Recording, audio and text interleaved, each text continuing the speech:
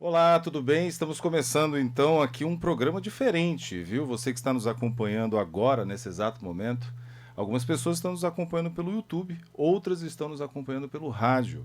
Sim, esse programa é o Conexão Educativa, né? Um programa voltado justamente para quem é pai, mãe, aluno, professor, gestor, coordenador. E hoje eu tenho o prazer de receber aqui como convidados nesse podcast, nesse projeto que a Rede Notícias vem encabeçando, voltando aí a falar sobre educação. Nós aqui que da Rede Notícias sempre comentamos, né, sobre a importância da educação, sobre a importância de uma base. E a gente considera que esse espaço vai ser muito elucidativo para quem é pai, mãe, aluno, né? E que deseja ter uma noção de como é que funciona uma escola base ou uma escola de horário integral, né? Como é que funciona? E eu estou tendo a possibilidade aqui, e é diferente, viu? Esse podcast, quem opera é o entrevistado, o entrevistador, no caso, né? Então eu mesmo vou ficar coordenando aqui as câmeras e isso vai fazer com que a gente tenha aqui a possibilidade de liberar a imagem para vocês agora, do jeitinho que a gente gosta, de uma maneira bem natural. Eu estou agora aqui com o Tiago Viana, que é diretor, gestor da Escola Municipal Maria da Hora, aqui em Fortaleza, né? E também com a professora Laiane Medeiros. Ela é professora de ciências e doutoranda de ecologia aquática. E quando a gente estava passando os créditos aqui, nós já conversamos antes. Eu estava falando, olha, não vejo a hora de ter um doutorado, né? Mas, professores, como é difícil chegar até lá, né? Queria muito que vocês comentassem sobre isso, sobre a importância, principalmente da educação básica, mas até chegar, né, num doutorado, num pós-doc, né? Muito bom dia, boa tarde, boa noite, dependendo de como as pessoas estão nos acompanhando. Tudo bem, professor? Olá, uma satisfação estar aqui na rede de notícias, agradecer ao Willy pelo convite, certo? Dizer da importância da escola básica, né? E da escola de tempo integral nesse processo desse acesso realmente da busca aí pela trajetória estudantil, né? Até chegar sim ao doutorado, né? Antes o mestrado, finalizar o ensino médio. E estamos aqui para exatamente dizer e falar do quão possível é, sim, todas as camadas sociais e falar de algumas experiências exitosas. Por isso estou aqui com a minha companheira de trabalho, a professora Laiane Medeiros, que vai também falar aí de sua experiência. Antes da gente começar a falar da experiência, né, dentro da escola, eu queria que vocês comentassem sobre a importância de um bom currículo, né? Por exemplo, nós temos aqui a professora Laiane Medeiros, que ela está seguindo agora como doutoranda, né? Tá nessa etapa do doutorado. Isso, E eu queria, professora, que você comentasse sobre essa importância do diploma, dessa carreira, uhum, né? Que o professor ou que qualquer um que deseja estudar, né, e entra nessa carreira científica, né, das pesquisas, né? Como é que isso. isso funciona? Olá, pessoal, né? Então, novamente, eu sou a professora Laiane, né? E agradeço, né? Inclusive, é uma honra estar aqui conversando com vocês um Prazer é pouco. nosso.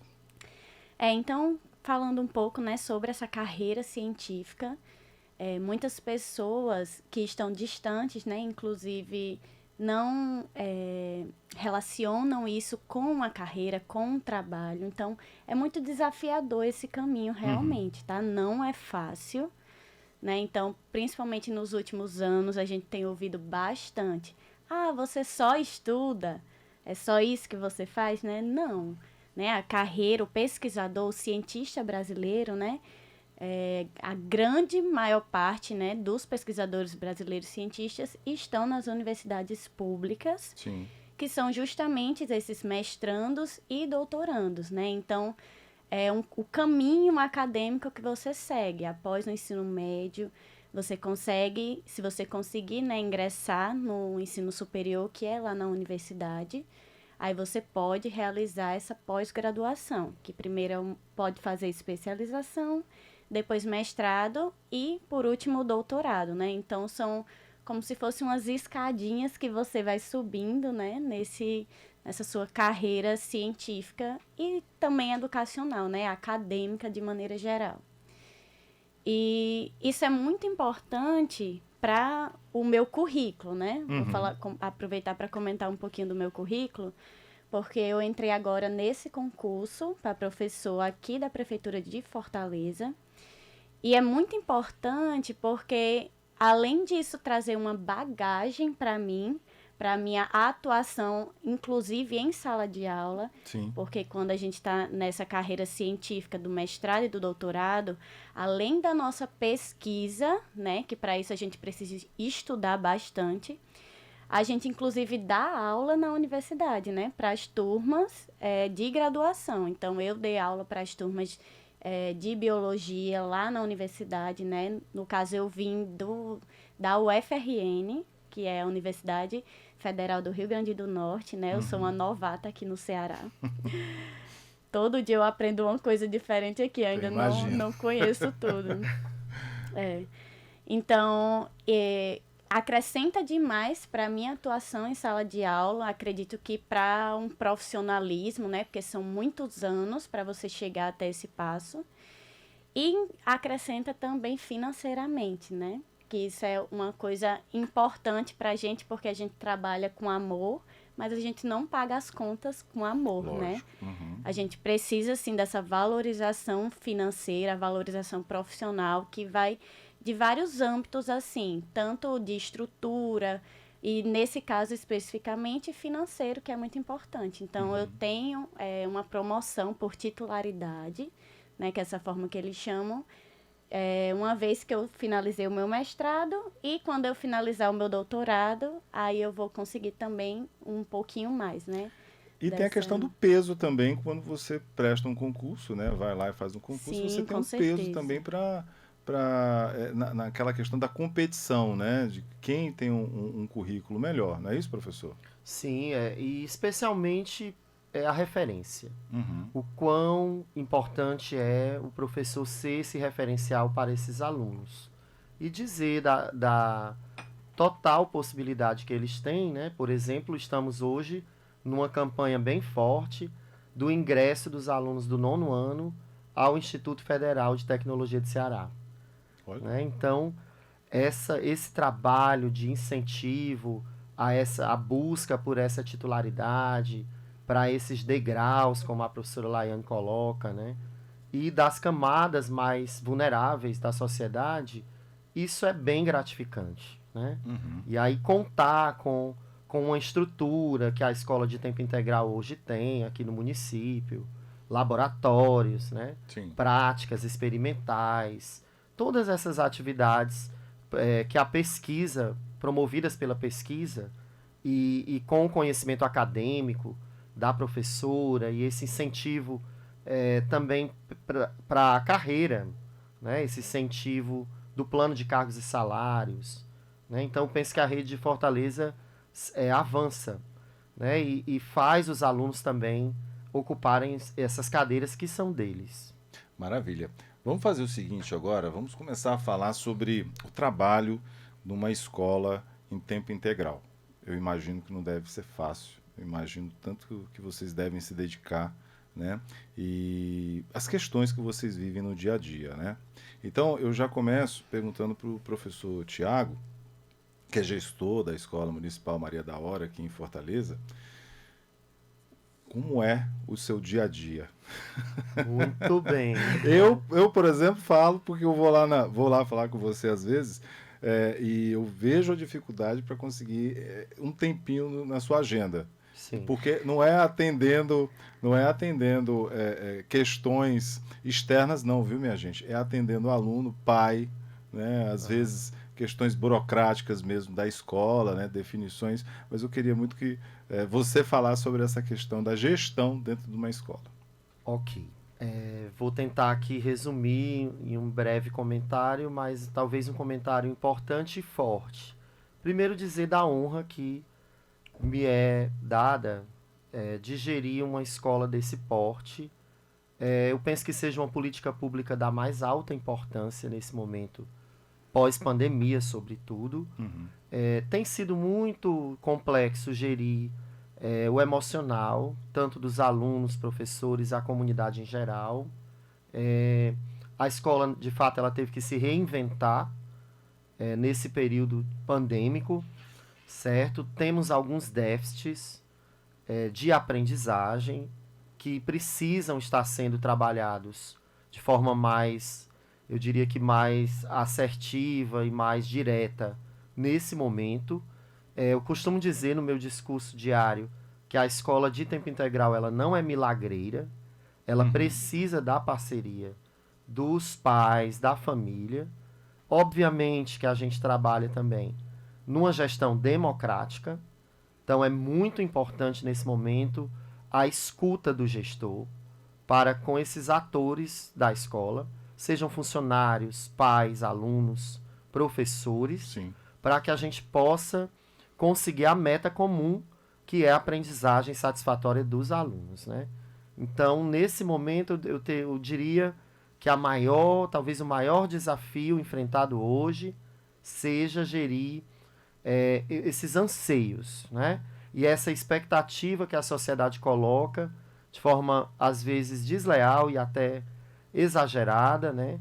Como se a escola fosse a redentora e ela fosse a única salvação e, na verdade, ela é um grande suporte social que precisa de uma estrutura e de muitas parcerias, como as que a gente está fazendo aqui.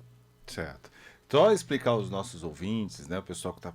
A gente tem uma rotatividade muito grande de ouvintes, né? Então, esse programa ele foi criado justamente para entender como é a educação, né? Então, tipo, aqui hoje nós estamos recebendo o professor Tiago, que é gestor da Escola Municipal Maria da Hora, estamos recebendo também a professora Laiane Medeiros, que ela é doutoranda em ecologia aquática e também é professora da Escola Maria da Hora, e a gente pretende aqui passar para o pai, para o aluno, para quem é estudante, está iniciando aí na pedagogia, letras, matemática, o que você vai enfrentar, meu amigo, minha amiga, numa escola, né, de ensino integral, ou de escola de ensino fundamental, básica, o que você vai encontrar nesse universo. E ao pai e à mãe, que às vezes deposita ali na escola, né, todas aquela sensação de tipo, pronto, entreguei meu filho na escola, né, professor, professora, Sim. e tá tudo resolvido. Agora a escola cuida lá e depois eu volto só para buscar, né, e tá tudo certo. E que não é assim, né? Não é dessa maneira que deve acontecer. O senhor mesmo estava me comentando um dia desse sobre uma mãe que falou assim, pronto, tá aqui a minha filha. Exatamente. Cuide aí, não sei nem se eu venho buscar. E na hora o senhor, opa, pegou no Calma, pulo, né? E só a gente tem que ver também questão de legislação, papel de cada instituição, a instituição família, a instituição escola. Precisamos saber respeitar, por exemplo, o estatuto da criança e do adolescente, perceber o valor que a parceria da família e da escola tem na busca pela meta comum, que é o sucesso escolar do aluno, né? O desenvolvimento integral desse aluno. Né? Então, a escola de tempo integral ela tem 2 currículos. O currículo de base comum e o currículo diversificado, que são as disciplinas que a gente trabalha a questão da própria humanização, por exemplo, protagonismo, por exemplo, aprendizagem orientada, formação cidadã, né? Dentre outras disciplinas, a Laiane pode aí entrar em maior detalhe, né, Laiane? Vamos lá. Tem uma disciplina que é muito importante e interessante, que os alunos adoram, que é projeto de vida. Então, é uma disciplina assim, voltada para o planejamento do futuro, né? Mas a gente foca muito, né, pensando nessa questão humanizada, que justamente o projeto de vida do aluno não é só o profissional dele, né? É Sim. quem ele quer ser, né? Quem ele quer ser no futuro, né? Quais as características que ele acha importante? Ele quer ser uma pessoa paciente, uma pessoa empática com os outros, ou ele quer ser uma pessoa violenta, né? Então, tudo isso são questões que a gente trabalha para além da questão profissional, né? Então, a gente, inclusive, tem conversado um pouco sobre a possibilidade de fazer um evento, né, sobre as profissões, a mostra das profissões, que os alunos eles realmente se engajam nisso para estudar. Inclusive, eu fiz uma atividade com eles para eles pesquisarem o que eles tinham que fazer para atingir aquela profissão que eles querem. Então, por exemplo, eu quero ser policial militar. Tá. Será que você precisa finalizar o ensino médio? O que que você precisa fazer? Você precisa fazer uma prova? Precisa entrar num concurso? Você precisa fazer uma graduação? Então, tudo isso eles foram pesquisando. Eu quero ser maquiadora, eu quero ser blogueira. O que você precisa fazer? Será que hoje você pode ir começando a fazer alguma coisinha, dar os primeiros passos, para lá na frente você conseguir isso e ter um maior sucesso nessa profissão que você quer? Sim. Será que hoje você consegue... Eu quero ser maquiadora, então... Será que você consegue já treinar, fazer as maquiagens em você, nas suas amigas, né, na sua mãe, nas pessoas da sua família? Talvez, quero ser blogueira, quero ser youtuber. Então, tudo isso, assim, a gente meio que incentiva os alunos, né? É uma disciplina, assim, muito importante que faz eles pensarem no futuro deles. Né? E é algo que não tem nas escolas parciais, regulares. Parcial, né? Isso. Agora, você falou sobre uma questão comportamental. Como é que isso é identificado, né, o comportamento do aluno? E depois, como é que ele é repassado para a direção? Como é que ele é encaminhado? O que é feito quando um aluno passa por uma situação como essa de ser um pouco mais violento? Após a identificação, como que é tratado o caso? Nossa, boa pergunta. Primeiro dizer que a gente tem uma equipe grande assim para dar esse suporte. Por exemplo, nós temos o atendimento educacional especializado, que é uma professora que fica na sala de recursos multifuncionais. No momento nós temos a professora Rafaela fazendo um grande trabalho. A questão da escuta ela é muito importante. A conscientização também é muito importante. Sim. Por exemplo, vou dar aqui um exemplo da vida real. Tivemos uma feira de ciências, na qual uma das turmas levou um bolo, como forma de comes e bebes ali daquele momento festivo, digamos um momento mais de entretenimento, da culminância dos trabalhos dos alunos. E aí uma outra turma entra na sala e alguém vai lá, alguns vão lá e comem o bolo. E aí o que fazer, né? Porque gerou um mal-estar, na volta do intervalo foi percebido essa conduta inadequada. E aí a gente foi nas duas turmas e qual foi a nossa estratégia? Temos até 40 minutos para que os envolvidos nessa ação errada e inadequada se acusem e vão lá na sala do diretor para dizer, olha, realmente foi eu, não deveria ter feito, eu quero me retratar. Sim. Então, esse processo da conscientização, trabalhar neles essa consciência, sabe? Esse olho no que é certo e no que não é. Então, é uma das ações, por exemplo, de combate a essa violência. E que tem dado certo. É o discernimento, né? É você compreender o que é certo ou errado, né? Não, no que eu fiz não foi o correto. É você tentar fazer com que o aluno identifique ali qual foi o comportamento que ele teve e que aquilo não condiz com a situação que ele vive e tudo mais. Obviamente que a escola também tem um regimento pautado. No momento nós temos 15 regras. Essas regras foram discutidas em conselho escolar e também repassadas e publicadas nos 12 grupos de WhatsApp que temos vigente, que aí foi uma herança da pandemia, no sentido, podemos dizer, promissor, se podemos falar assim, como forma de uma comunicação ativa com essas famílias na rotina escolar. Né? Então, toda essa parte da conscientização pelo próprio aluno, do reconhecimento do erro, é um trabalho diário na nossa escola, né, Laine? Eu acho muito importante comentar isso, porque eu acho que um diferencial muito grande que eu admiro muito na gestão lá da escola é essa questão do acolhimento e de você parar realmente para ouvir o que aconteceu e ouvir aquele aluno, né? Porque muitas vezes, principalmente devido à comunidade em que está inserida a escola, esses alunos eles já vêm de uma estrutura um pouco mais complicada, né? Sim. De violência mesmo dentro de casa. Então, muitas vezes a gente percebe que aquilo não é do coração dele fazer aquilo, mas ele está acostumado com aquele tipo de violência. Ele foi levado Foi àquilo, levado àquilo. E aí, esse momento da gente parar, sentar e conversar com ele, isso faz toda a diferença para esses alunos. Porque a partir disso é que eles vão perceber, realmente eu errei ao fazer aquilo. Né? Então, eles têm, principalmente os alunos do 6º ano, a gente conversa muito com eles porque eles gostam de brincar de bater. Né? Então, isso a gente tem conversado bastante. E eles realmente, assim, eles escutam realmente. E tem diminuído os casos, né, Tiago? Isso é muito importante. Gente, vocês estão acompanhando o nosso bate-papo aqui com a Conexão Educativa. Hoje eu estou aqui com o Tiago, que é gestor da Escola Municipal Maria da Hora, e também com a professora Laiane Medeiros, né? Ela que é doutoranda em Ecologia Aquática. E a gente está batendo esse papo justamente sobre como funciona uma escola, né? E o Tiago e a Laiane, nada melhor, porque eles estão ali vivendo, estão no dia a dia, né? Então é importante que a gente aqui comente sobre essas questões, né? Do que acontece dentro de uma escola e principalmente os projetos que ocorrem lá dentro, né?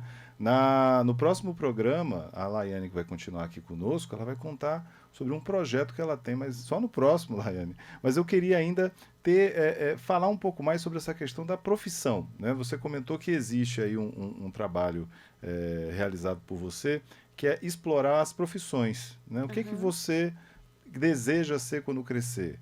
Qual é o caminho que será traçado, né? O trajeto que você tá desejando. Você imaginou que seria dessa maneira? E assim, Laiane, como é que você recebe? Como é que o aluno se sente nesse momento que você faz esse questionamento? Eu, por exemplo, quando eu era molecote, eu queria trabalhar com direito e tal. Tentei, não consegui na faculdade. Aí fui para comunicação e meio que me encontrei. Né? Mas depois de um bom tempo, depois de um período de 20 anos, aí resolvi fazer letras. Né? E assim, é um outro universo. Né? E aí eu acabei me apaixonando pela educação em si, pelo lecionar, por entender como funciona uma escola. E aí os alunos, é uma decisão muito difícil, não sei se vocês concordam comigo, que a gente acaba decidindo uma profissão com 16 anos. 15, 16 anos você já começa, né? O que eu vou fazer? Mas nesse período, muitas vezes a gente está mais preocupado em brincar, ainda não tem uma maturidade em si para decidir o seu futuro. Eu lhe pergunto, como é que eles recebem essa sua pergunta? Olha, eu vou falar assim, pelo 6º ano, eu trabalho com essa disciplina no 6º ano. 6º ano, qual é a idade da turminha de 6º ano? 10, 11 anos. 11 anos. Em torno de 11, tá? Esses alunos do 6º ano, eles têm muitos sonhos. Nessa idade, eles têm bastante sonhos e eles, vou falar a real, a maioria jogador de futebol. Verdade. Tá? Jogador de futebol é a profissão que ganha, mas também tem veterinários, alguns querem ser bombeiros, né? Então, essa atividade que eu tive com eles, né, foi muito importante para eles pensarem um pouco e saber como que é a atuação dessa profissão. Então, a gente foi para o laboratório de informática, eles pesquisaram tudo que eles podiam saber sobre a profissão e como atingir, chegar, né, até alcançar essa profissão. Mas não foi só isso. Então, a todo momento eu conversava com eles. Gente, um sonho, né? Você tem um sonho de ter essa profissão. É certeza que tudo vai caminhar para você conseguir? Não. Então, a gente tem que trabalhar com a frustração também, mas também não definir apenas um único caminho para a nossa vida, né? A gente tem que ser resiliente para a gente também poder conseguir pensar em novos caminhos. Então, essa atividade da profissão não foi só uma profissão. Eles tinham que escolher pelo menos 2 e pesquisar as 2 para eles conhecerem um pouco mais sobre essas profissões. Sim. E eles se engajaram tanto que até o salário eles foram pesquisar. Ah, é? Ou eles foram pesquisar o salário. É muito interessante porque eles ficam realmente motivados, né? Principalmente quando a gente tá tratando de um conteúdo e relaciona com a vivência do nosso cotidiano, né? Então, eles param para pensar sobre eles. que é que eu quero ser quando crescer? O que é que eu quero trabalhar? Alguns dizem policial, bombeiro, né? Teve um que foi socorrista. Esse aluno socorrista foi muito interessante, porque ele foi o primeiro a pesquisar o salário. E ele achou que o salário... Ele comentou esse salário na sala e os alunos ficaram, nossa, muito baixo esse salário. Aí ele se levantou e falou, mas o importante é eu fazer coisas que eu goste da minha vida. Eu admiro essa profissão e acho importante e realmente gosto.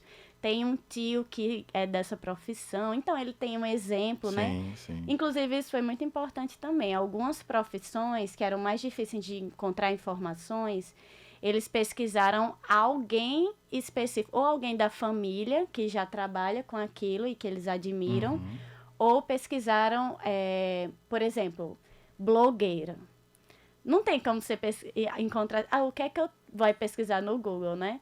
O que é que eu faço para ser blogueiro? Sim. Não tem uma receita de bolo. Sim. Né? Então, muitos deles também pesquisaram como alguém que eles admiram conseguiu conquistar, né, aquela profissão. Aí, enfim, eles se divertem. É bem interessante, assim. Todos apresentaram. Isso foi incrível, porque eu passei aulas e aulas, porque eles adoram comentar sobre isso. Então, foram muitas aulas, todos apresentaram. E eles pediam para apresentar. Isso, para mim, foi mágico. Assim, é um diferencial muito grande. Porque até para apresentar, você vê um aluno de 11 anos de idade para ir para frente de uma turma para apresentar um trabalho, isso não é fácil de você fazer, né? Você tem que ter várias habilidades sociais, que eu também trabalho com eles, várias habilidades sociais para você conseguir chegar na frente e você conversar e falar sobre quem você quer ser, né? Você tem que refletir muito sobre isso também e ter a coragem também de enfrentar aqueles olhares, né? Enfim. E eles pedirem para apresentar, para mim isso foi o melhor de tudo. E tem atualizações. Eles pediram para fazer um desfile de profissões caracterizados com as, digamos, as vestimentas do enfermeiro, do socorrista, do salva-vida, do blogueiro, do DJ. Teve alguns que quiseram ser DJs, né? O interessante é também eles terem esse espaço na sala da direção para dizerem lá. Quando a aula é boa, eles vão mesmo. Né? Também vão quando a aula não é boa. Ah, é? Tem essa porta aberta ali para que eles possam expressar o que eles desejam, o que eles sentem. Sim, até porque a gente trabalha muito com protagonismo juvenil, não é? E temos um grêmio escolar muito atuante. E os líderes de turma, é importante falar disso. Cada turma tem seu líder, vice-líder e o secretário, eleitos pela turma. Né? Isso é uma das premissas da escola de tempo integral. Né? Ah, interessante. Então, é bem legal essa parte do protagonismo estudantil deles. E aí, aguente, diretor, porque é bastante coisa que chega. Tem muitos protagonistas, né, na escola. Às vezes eu digo que nós temos excesso de protagonismo. Eu imagino. Gente, eu vou aproveitar uma oportunidade aqui. A professora comentou sobre os influencers, né? Os criadores de conteúdo. Essa concorrência, né? Existe aí uma questão da profissional, não sei, eu acho que nós somos contemporâneos, professor. No nosso período a gente queria ser médico, outros queriam ser piloto de Fórmula 1, em outras oportunidades queria trabalhar ali numa empresa, numa indústria. Hoje em dia a gente tem um advento da internet, consequentemente os influenciadores, né? E que você abre aqui no celular, você encontra uma pessoa que está ganhando dinheiro. Nesse momento que a gente está gravando, esses 30 minutos, você ganhou mais dinheiro que a gente consegue fazer num mês, né? Em 30 minutos. E aí a garotada vê isso e fala, não, quero ser influenciador. Existe muito isso na escola? Existe assim, não, isso aqui não preciso estudar. É muito melhor eu abrir o celular aqui, vou dançar, vou fazer alguma coisa, vou criar um conteúdo e pronto. Existe isso ainda, professora? Ou isso já se encerrou? Já foi uma coisa que se perdeu com o tempo? Não, isso existe, com certeza. É? Existe, né? Hoje em dia, as redes sociais estão muito fortes, né? Então, os alunos, eles têm realmente essas referências na internet e querem ser como essas pessoas, né? Mas uma coisa muito importante que a gente foca com eles é qual que é a importância da escola para essa sua profissão, né? Então, para você ser blogueira lá, para você divulgar um produto, alguma marca, será que você precisa de língua portuguesa para você saber fazer um bom discurso ali para convencer as pessoas a comprarem? Será que você precisa de matemática para você calcular até os seus próprios gastos, né? Para você controlar a sua conta bancária, né? Será que você precisa de ciências ali, né? Entender o seu próprio corpo, como que aquele produto vai funcionar para o seu corpo? Aquela gominha ali que cresce cabelo, não sei o que, como é que ela funciona? Será que vai funcionar, né? Então, a gente tenta focar, assim, como que a escola vai contribuir também para essas profissões deles, para eles entenderem a importância de estarem ali. Então, alguns, né? Jogador de futebol, que é a maioria. Tia, quero ser jogador de futebol. Eu não preciso estudar matemática. Olha aí. Né? E aí eu adoro esse exemplo que é do Luva de Pedreiro, né? Sim. Que surgiu aí uma polêmica com o empresário dele. Aí eu sempre dou esse exemplo quando eu vou falar da matemática. Aí lembra do Luva de Pedreiro, né? Será que se ele soubesse calcular ali as finanças dele, será que aquilo teria acontecido, né? Português, você precisa ler para poder... Entrevistas. Exatamente, para as entrevistas. Inglês, né? Porque eles sonham super alto, o que é muito bom. Então, eles, eu quero jogar lá na Europa. Aí será que você vai precisar de inglês? Ciências, você precisa conhecer o seu corpo para conseguir correr, fazer todos aqueles exercícios para ter condicionamento para aquela profissão, né? Então, a gente sai buscando, assim, eles entenderem a importância daquelas matérias para o projeto de vida deles, né? Para o futuro deles. Maravilha. Sim. Gente, vocês acreditam que já passou os 30 minutinhos da nossa conversa? Vocês viram aí como foi rápido? Foi. Olha, eu conversei com o Thiago Viana, que ele é gestor da Escola Municipal Maria da Hora, e com a professora Laiane Medeiros. Ela é doutoranda em Ecologia Aquática e professora de Ciências também, lá na Escola Municipal Maria da Hora. E é um prazer você estar ouvindo aqui o Conexão Educativa, um projeto aqui da Rede Notícias, um podcast de 30 minutinhos, onde a gente discute, conversa sobre educação, e é um bate-papo. Vocês viram aí que passou rapidinho, né? Foi. Então, assim, daqui a pouquinho... na semana que vem, isso porque esse programa vai ser exibido aos sábados, né? Mas no YouTube você vai poder acompanhar o canal aqui da Rede Notícias, acompanhar esse bate-papo, não só esse, como vários outros, super fácil, super simples, você acompanha direto pelo seu YouTube, tá? No nosso canal aqui, super fácil, super simples. Então, tá aí mais uma possibilidade para que você possa acompanhar a nossa programação da Rede Notícias. E no próximo programa nós vamos ter a continuação dessa conversa, mais 30 minutinhos, falando aí sim sobre os projetos que acontecem dentro da Escola Maria da Hora, através da Prefeitura de Fortaleza, né? A professora Laiane também vai explicar outros processos que ela executa em sala de aula, porque o que acontece? A gente vai justamente esclarecer para os professores, para os alunos, né, como é que funciona essa gestão em sala de aula. Afinal de contas, a gente imagina assim, é simples, né? É fácil você gerir uma escola, não precisa de muita coisa. Gente, vocês não têm noção, né, como é que acontece essa sistemática. Então, o objetivo desse programa é fazer com que a comunidade, os pais, alunos, né, se aproximem mais da escola, ajude os diretores, os professores a fazer uma melhor gestão, a ter uma melhor educação. Professores, muito obrigado, viu? Sim, agradeço a todos os ouvintes, aos telespectadores do canal do YouTube, a Willy, a Rede de Notícias.